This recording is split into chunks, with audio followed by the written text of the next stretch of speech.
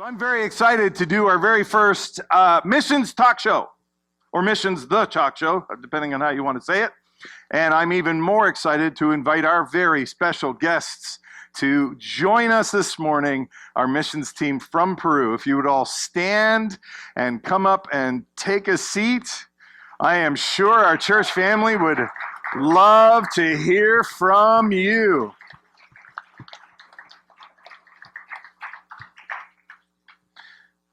So we only have one microphone, which means only one person's going to get to talk at a time. And I'm going to, no, you'll play with it. I'm going to give it to Tracy.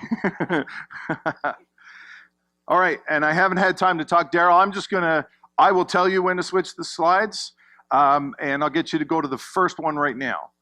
Okay, so what we want to do first is just, I'm going to give you a little bit of a snapshot. Now we have some questions and things that we're going to talk with our team about, because let me tell you, this wasn't just a missions trip. This was an adventure from start to finish. And so we're going to take a few minutes to unpack that. But first, let's talk a little bit about some of the imagery that they're going to get to watch a bit of a slideshow as we continue. But for now, can you tell me where is this place here?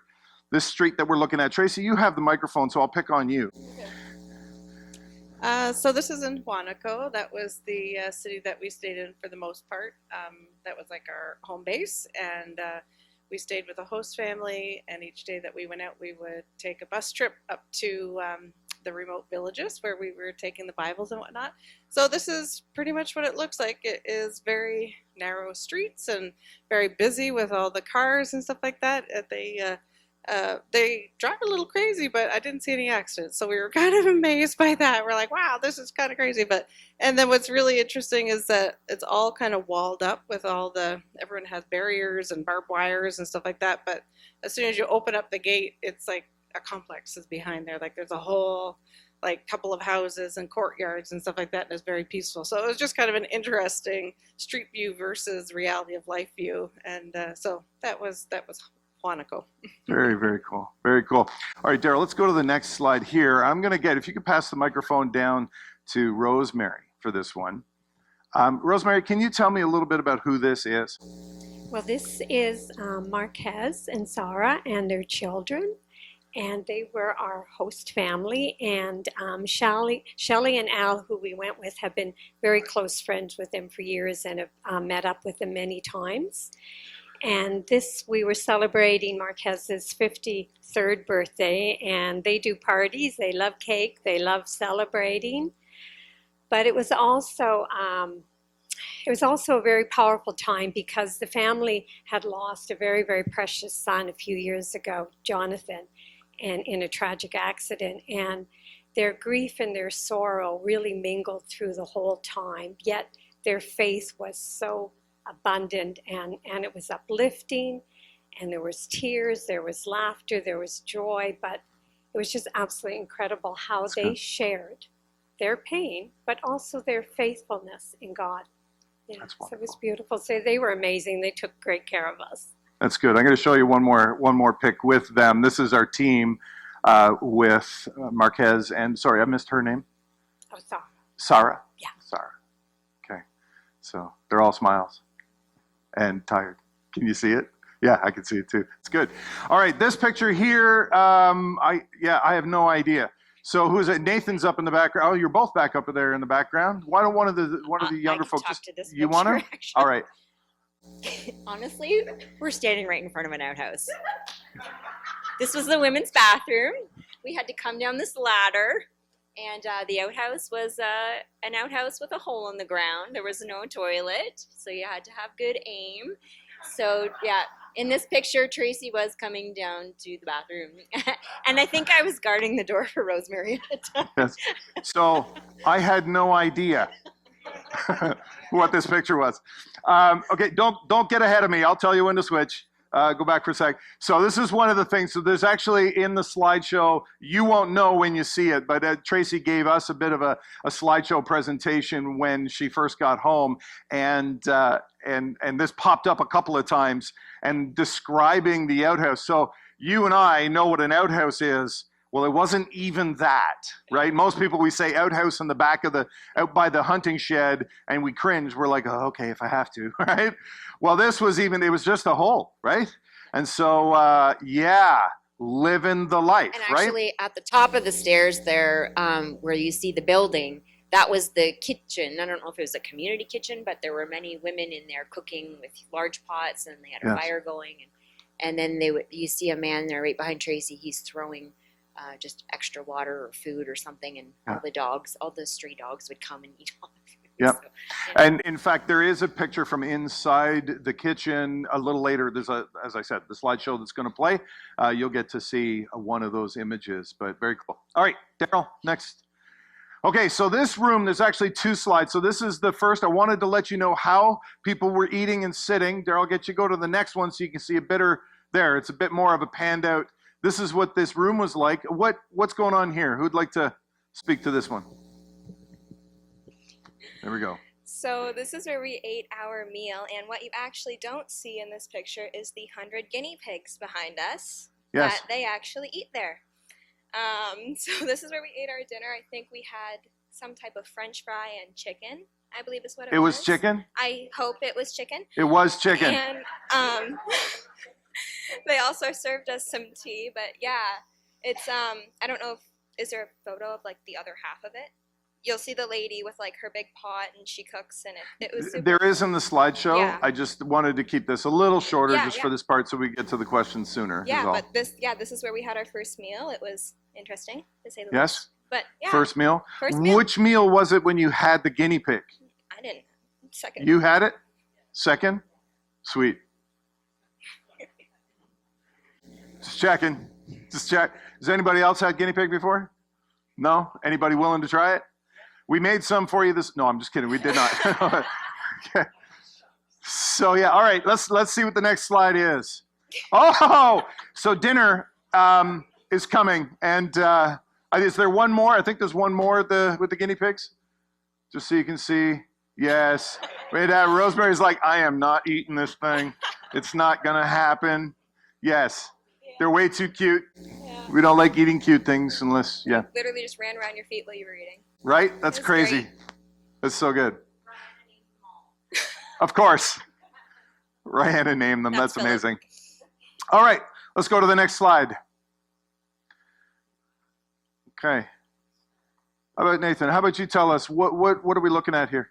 So this was in the second village that we went to. This village was a lot more developed. So this is the backyard of a school we were there during the day, so the kids were obviously in school at that time. So this is them playing soccer at recess on their concrete pad in the backyard. It's good. As the slideshow spins out a little later, I've got pics from all the different villages that you went to, and there is quite a bit of contrast, yeah, between the different villages. And so some were much, or did I hear right that the first village was, say, the most economically depressed Yeah, of it was the least developed for sure. least developed, would be a good way to say that. And this was the most developed. So you're seeing the breadth just in these last couple of pictures, right? Okay, next picture. So what's this all about? I know why I included it, but Tracy, how about we go back to, oh no, Megan will do this. She was working. I'll do this one because when we were there, we had done an eyeglass clinic. So Galcom had bought these eyeglass kits. They were for long distance as well as short distance. And we would sort of do a pre-test for the people who thought that they needed vision glasses. And we had a chart on the wall. They couldn't read, so there was the large E, and we had to ask them if the letter pointed with the 3 E's this way, this way, this way, or this way. So they would just use hand movements based on what they could see. So, and then if they passed, if they read down to a certain line, then maybe they didn't need glasses for distance, but then we would send them to the next station, which was for reading. Anyway, this particular woman could not see the second line, the big letters from 20 feet away or whatever 40 meters, yeah. 4 meters, sorry. And so we had tested with the glasses, and we figured out what her prescription was. We popped in the lenses, and when she put those glasses on, she was in her chair like this. I could see, like, she was pointing at all the letters, and she went from seeing the second largest E to the very bottom of the chart, which was way beyond what our expectation was for vision. And she was so, so happy to be able to see. So that was quite a gift to be able to give the gift of vision. Yeah. Wow. And they don't have to pay for these glasses. They all get them for free as well. Beautiful. Isn't that beautiful? Yeah. I love the colors. Hey? Yes. Was it cold? I noticed in a lot of pictures, especially the older folk are wearing hats, toques, shawls all the time. Yes. So was it Well, that brisk? second village that we had gone to, we were 11,200 feet into the mountains, and there was actually clouds floating through that village. So it was quite chilly up there. And damp. And damp, yeah. Yeah. I mean, us Wow. Canadians, we tolerated it quite a bit more, but they were chilly, yeah. Yeah. Yeah. Yeah. And she probably made that shawl herself. Yeah. Wow. Very pretty. All right, let's go to the next one.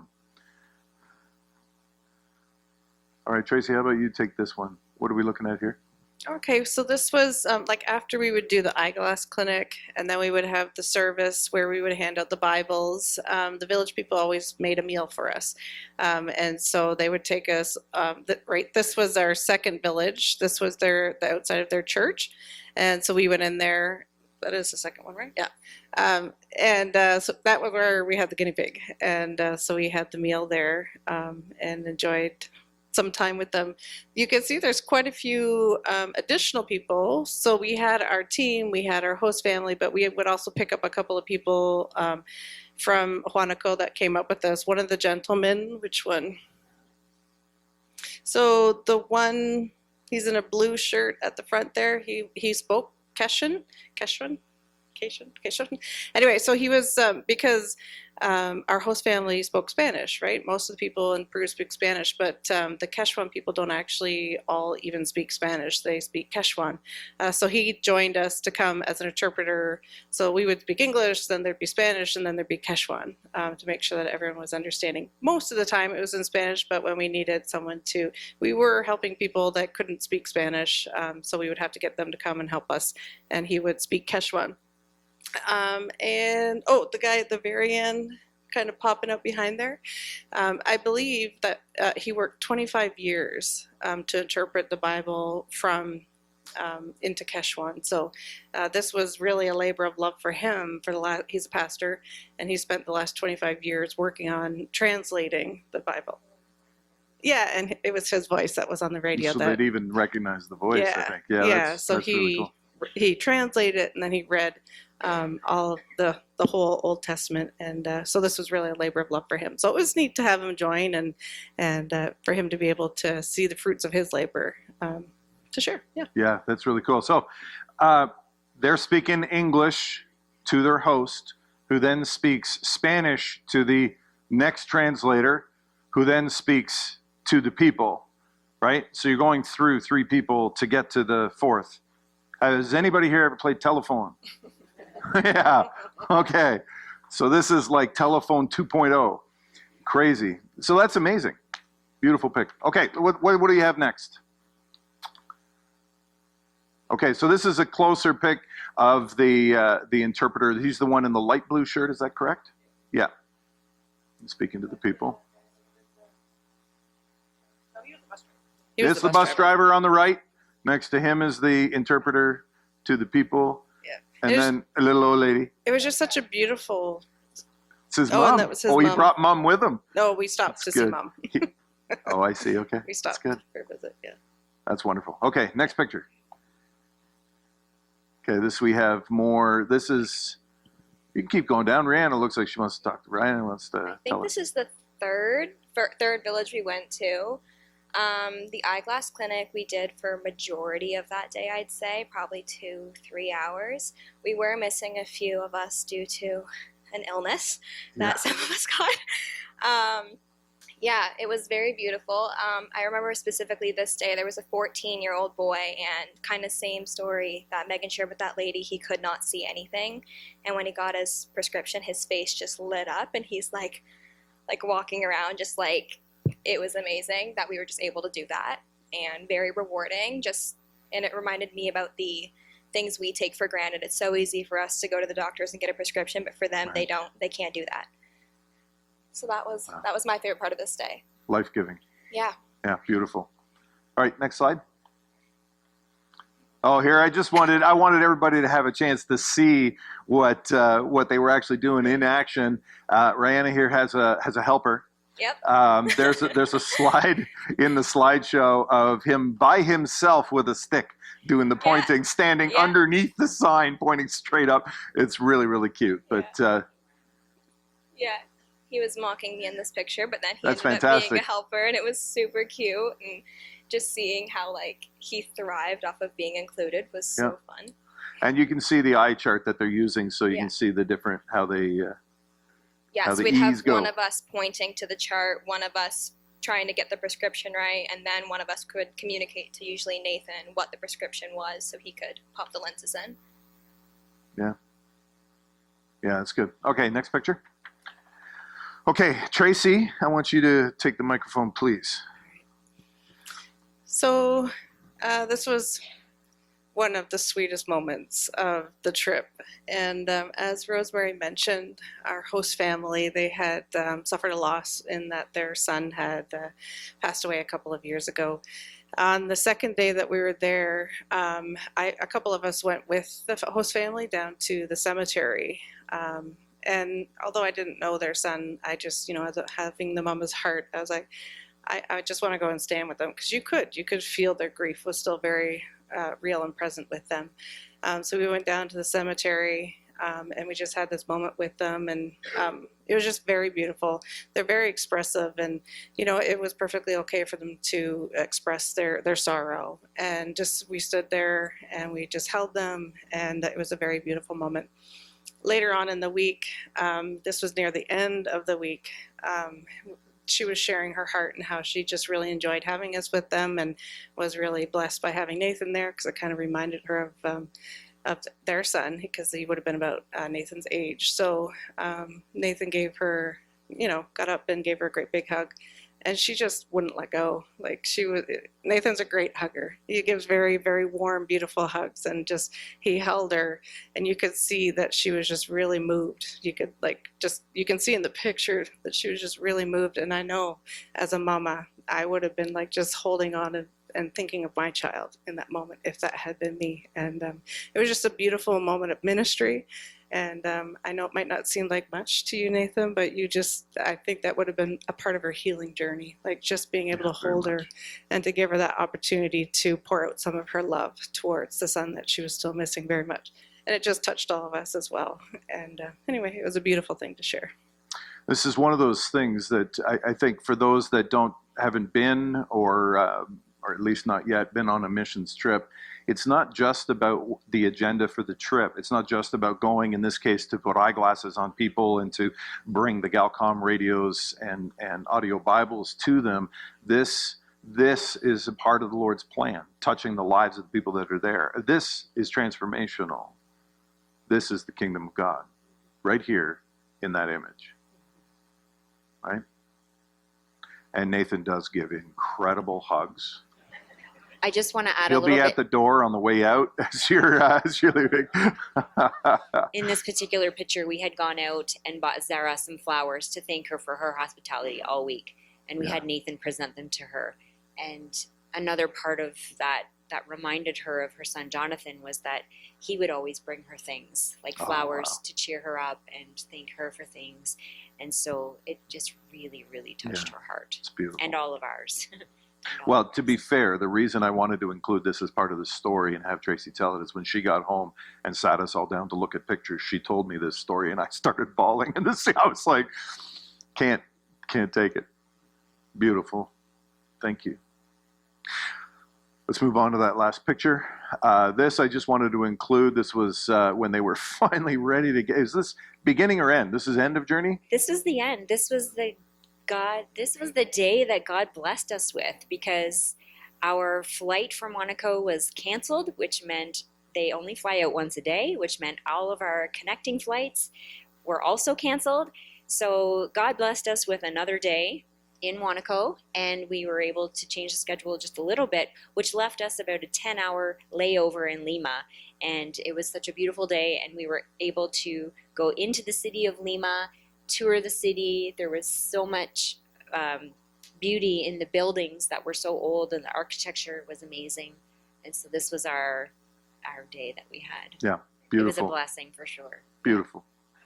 It's good.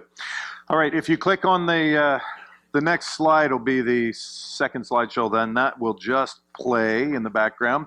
You're going to see all kinds of images from throughout the trip. They're in no discernible order, per se. It's all randomized.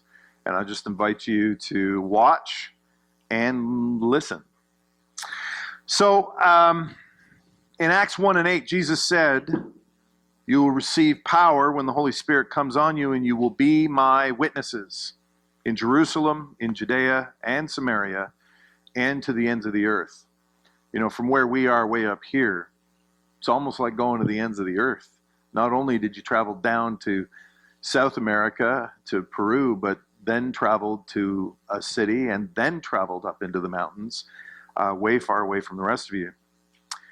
Did anyone have the opportunity to be a witness, to share their testimony to the people while you were there? Who was that? How did it go?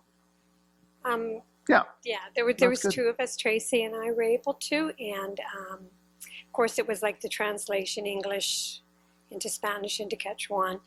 But I shared about my brother's journey and God's perfect timing and how he was brought to know the Lord just before he died. Wow. And just speaking, I could see some of the older women like moved, and you know, they were, because I was tearing up a bit, and they were kind of, you could see some emotion in them as well. And just sharing that it was God who brought him to salvation before his end. Were there conversations that happened afterwards? Like sometimes when we give a testimony, everybody says thank you, and there's nothing else. I'm just wondering if there was. Well, it was really quite different, because then after that we would do the radio distribution. So Right, it was like this, and then they would speak, and then there would be all the excitement about the radios being handed out in the Bible. So we really didn't have a chance to follow up on that, did we? No. Okay. Do you have anything you'd like to add? Yeah. So I had kind of something that was interesting, and again, it was just a reminder. And Nathan said this so beautifully when we were debriefing a little bit, how everything is so different over there, culture, everything's so different, and yet God is still moving the same way here and there, right? And I just was reminded of that when I was sharing my testimony, because I went on the Sunday and I shared my testimony, and most of the team was sick at that point. So we were kind of really in minimal numbers, and I wasn't feeling very good either. And I kept, in my mind, I was like, okay, I can do all things in him who strengthens me. Like I just kept saying that verse. I was like, okay, God, you want me to do this? I can do this. But you have to strengthen me because I feel very weak. And I had two different verse passages, and we got there. One of the passages that I was going to read in my testimony was Psalm 91.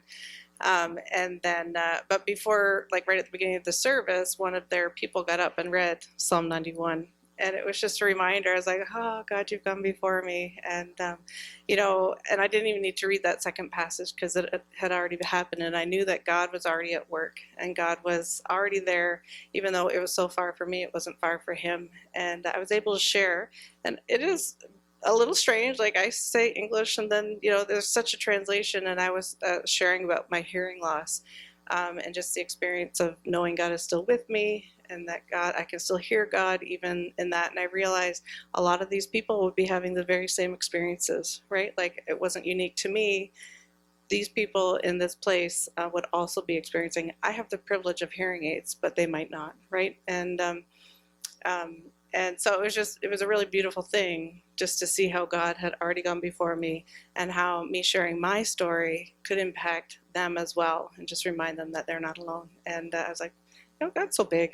It was really amazing to do that. It's good. Why don't you hand the microphone down? What was your favorite thing about the trip? Seeing the impact that we had on people. And I think just we take so much for granted here, like just materialistic, tangible things. Like I forgot how much I loved hot water. Like just they have nothing compared to us, and just seeing how content they were with the little that they had was so eye-opening and made me just be so grateful for everything that I have here. and I was just able that I was happy that we were able to give them something, anything, and just seeing how grateful they were was. It's funny, I find in ministry, you don't have a full appreciation for what blessing really is until you enter in to do the blessing and see what the Lord does with that. It's incredible. It's good. Was there something that you experienced maybe for the first time? And if so, what was that like? Tell us about that, one of you, any of you. Who wants to take that one? Just kind of like the culture shock. Like Tracy said, like when I said, like during that debriefing, that everything is different there. Like it's just kind of eye-opening. Like the cars are different, the food is different, people are different, culture is different, buildings are different, the air is different there. Like everything is so different, but God is still the same there, and He's still doing the same thing in people. Yeah. You mentioned the air, and it's funny because now I remember when Tracy first came home, she's all going right at the airport. She's like, "Hey, I walked up the ramp and I'm not, dying." What was like because let's face it, basketball superstar, you're probably the most athletic person here in the room. So I'm just curious, how was the effect of the air? Because when you're that high in the mountains, it's hard to breathe. Yeah. Yeah, it's like sticky almost. Like Okay. and like there's obviously it doesn't smell the greatest there either. But the air feels thicker, and you're higher up in the mountains, so it's already harder to breathe. So it's just I had a couple times where especially when we were up in the mountains, I had difficulty breathing. Yeah. So just coming home and having fresh air and being able to breathe properly was nice. Yeah. Just kind of opens your eyes. Yeah. Those other things that you take for granted too, like fresh air. Fresh air. Yeah, so I included that just because that's maybe my favorite picture of the whole thing. It's perfect. I don't know who you hired, but awesome picture. It was really, really good. For Megan Stahl. So, we often talk about God moments, even just in the context of Sunday service, just the God moment, right? We go home and say, "Oh man, the Lord showed up," this and that. I'm just curious if there was a moment where you felt profoundly that God had just suddenly shown up in a way. I know, Tracy, you've already mentioned how he's gone out ahead of me and prepared this, right? But is there anybody else that has something they'd like to share about a God moment for them? Like Tracy was explaining, that moment that I had with Sarah, that really stood out to me. That kind of impacted me a lot. Because like they said, their son had died, he drowned, and he was roughly my age. So I felt like that was part of my reason for being there. That was part of God's plan for me for being there, was to kind of help her along her journey of healing. Yeah. That was really special to me. That's good. Does anybody else have a God moment they'd like to share? All the way down. I kind of had two little moments. One, we didn't really talk about it, but we kind of had a theme song that kind of resonated throughout the trip. We had a little songbook that we were singing. One of the songs was Goodness of God, and we had sung it the first couple of days. We'd sing it in English, and then we'd sing it in Spanish, and then the bus driver happened to have it on his tape that he had, and it just seemed to be playing all the time. And we were kind of getting sick of the song later on in the week, but this particular day, I was just recovering. It was the day after I was sick. I still didn't feel the greatest, but we had our devotion in the morning, and we were singing the song again, and I really did not have any desire to sing, or I just, and I love music, but I was singing just barely, and there was one lyric in the song that said, I'm not going to be able to think of it now. With every breath that I make, every breath that I am able, I will sing the goodness of God. And as we were singing that verse, I'm thinking to myself, I'm not able, but then the next verse, I will sing the goodness of God. And it just hit me. I am able. This is just a minor bump in the road. And it just was a God moment for me. Like I started crying, and I just was like, I am able, and I will sing the goodness of God. He's brought me here. I'm doing a good work. He's going to get me through this. I am able, and I will sing the goodness of God. So that was just one thing. And the other thing for me was in one of the villages, it was the day I got sick. I had gone to the village, but I started getting sick while I was there. So when the team had gone up to do the radios, I just stayed back because I didn't want to get anybody sick. I didn't know what it was that I had. But afterwards, there was a couple of men and a few women who came up to me, and they were, wanting to thank the whole team. And, I'm trying to explain to them, no, I'm sick. And Al did explain that, a lot of us were sick and we didn't want to go eat the meal. But these women came up to me, and I didn't know what they were saying because they weren't speaking English, they weren't speaking Spanish, but I could tell in their spirit that they really deeply cared for me. And, one woman she put her hands on my face, and I could tell that she was praying for me and just for my healing, and just really appreciated that I was there. So that was kind of uplifting for me. Even though I wasn't feeling well, I could just tell that they really appreciated us being there and being in the presence. Well, just very shortly, I think it started with the bishop's message before we left, and the verse that I really took with us was that I'm the vine, you are the branches. If you remain in me and I in you, you will bear much fruit. Apart from me, you can do nothing. And so the whole thing was, unless Christ is in this, it's fruitless what we're doing. And so I just kept saying that, it's God's power, it's Him. And from the absolute beginning of beginning of all the different flights and all the mix-ups and all this kind of stuff, there was a great peace, there was a great assurance that God's got this.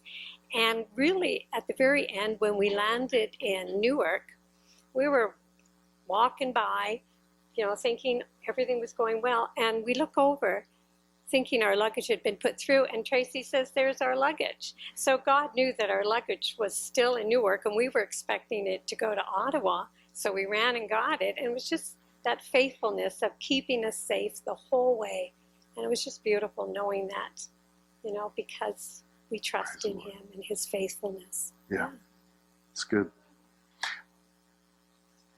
Yeah. I have two really quick ones. Okay. I'll be quick. No, we got all the time in the world for God moments. You go right ahead.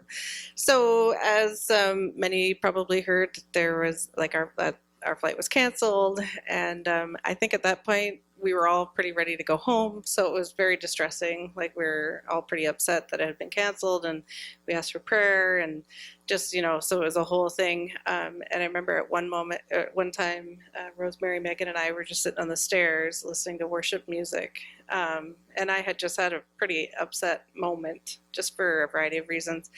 We were just sitting there listening to worship music, and started singing along, and I just felt God's peace kind of settle down on me, and I'm sure on all of us. And nothing had been resolved at all, but I knew in my spirit, I was like, it's okay. And I just had God's peace, and I was like, all right, well, it will be what it will be. And it was just such a impactful moment for me, because I was like, this isn't what I wanted, but I trust that God's got it all taken care of. We have peace, and then we got our blessing, right? Like, we didn't know that was going to happen at all. So that was just a really impactful moment for myself, just to surrender and let God take care of it. And then there was also another moment, I forget which village it is, but there was this young man that came up to get a radio. And I don't know, he might have been early 20s or something like that, very young man. And he was just so excited about receiving this audio Bible. And in my spirit, I felt like, just in my spirit, I knew God's hand was on him. And I was like, that's going to be a pastor. And I just knew in my spirit, God's going to use that to raise him up, to raise the people. And I was like, wow. And I was a blessing for me, because I knew God's hand was on him. And I was like, wow, we got to be a part of that. So who knows how he's going to impact the people of Peru, because we were able to do that. Okay. That's amazing. So good. I got one more question. First, I want to say in Romans 8:28, Paul wrote that we know. So this is, we are not just assured, we know that in all things God works for the good of those who are called according to his purpose. This team answered that call, and then was faced immediately with trial after trial after trial after trial. So we talk a lot about, many of you are aware about the cancellation of flight on the back end of thing. The same thing happened on the way down. And all told, so they flew from here, that 1 hour flight to Newark, and then sat in that airport all day long, waiting for their flight to go to Lima, which arrived too late for the connecting flight. So they had to be shuttled somewhere so they could get a couple hours sleep to be shuttled back to catch the flight the next day to go to their final destination, eventually told, with no more than 10 hours total flighting time. I think I tallied it out correctly at 41 hours total to get there. So that's a lot of sitting around waiting, which is difficult in an airport, not comfortable, not good, right? So they started off kind of stuck behind the eight ball. The enemy was relentlessly in pursuit of destroying their heart, tearing them down. Then they got ferociously, so Tracy was violently ill. She got migraines and she started throwing up in the airport in Lima, I guess. Just trying to get down there, throwing up as they're going through airports. Can you imagine that?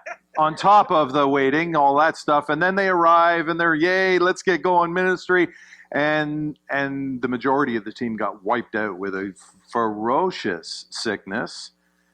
And they held on. Like through all of this, they kept going and they kept going and they kept going. And then, of course, there was the whole back end of the trip with the cancellation of flight, a whole extra day of waiting and yada, yada, yada, yada, yada. And now they're all sitting here still smiling. You've just been hearing all about all these God moments. But there's two stories I want you to hear. First, I'd like somebody to tell us what Marquez did in that panic moment when we're sending out, please pray, prayer requests. When it first got canceled, what did Marquez do? Can you tell them that? You have it. You might as well just tell them and then we'll pass the phone for the next one. All right, so yeah, our flight got canceled, and it got booked for the next morning at like 8 o'clock in the morning or whatever, which gave us that large chunk of time when we would be in Lima. And we weren't really aware until it was happening, but Marcus didn't want us to be alone in Lima. He was our host, the gentleman at our host family. So he booked a bus ticket, and he wrote, I think it was like 8-hour bus ride down the mountains, Through the night. to overnight. He took a bus down so that he could meet us in Lima, so that we would not be alone in Lima, so he could Right. act as our interpreter. Right? Actually went 15,000. The bus was actually had to go higher through the mountain. So the bus actually was at 15,000 feet elevation level. And Al and Shelley had taken that bus ride before from Lima to Wanako, and they were both violently ill. And they were like, you do not want to take this bus ride. Right. But Marquez, he took that risk, and he took that bus to Lima to be there when we would arrive. Isn't that incredible? It was amazing. Isn't that incredible? Now, you have it, so I'll let you tell the second part of that is, tell us about Lima. What did the airline wind up doing for you guys? So, and Marquez was a big part of arranging this. He said, I am not having these guys sit in the Lima airport all day. He arranged for us to have a hotel that we can go and have a rest, have a hot shower, although the hot shower didn't work for some of us. He arranged for us to have lunch. He arranged for us to have dinner. He arranged for taxis. He arranged everything for us to be as comfortable as possible until we could get back to the airport. Yeah. He was just so instrumental in just making sure we were comfortable, making sure we were safe. He even came with us throughout Lima as we were walking through. He was explaining everything, what each building was, and negotiating pricing for us because we did do a little bit of shopping. Yeah. And I really want to thank everyone for everything that you did to help us get there. It was incredible. And the gift of the solar-powered Bibles is the best thing that we could have brought with us, because there was some left over that they were able to take to a prison ministry.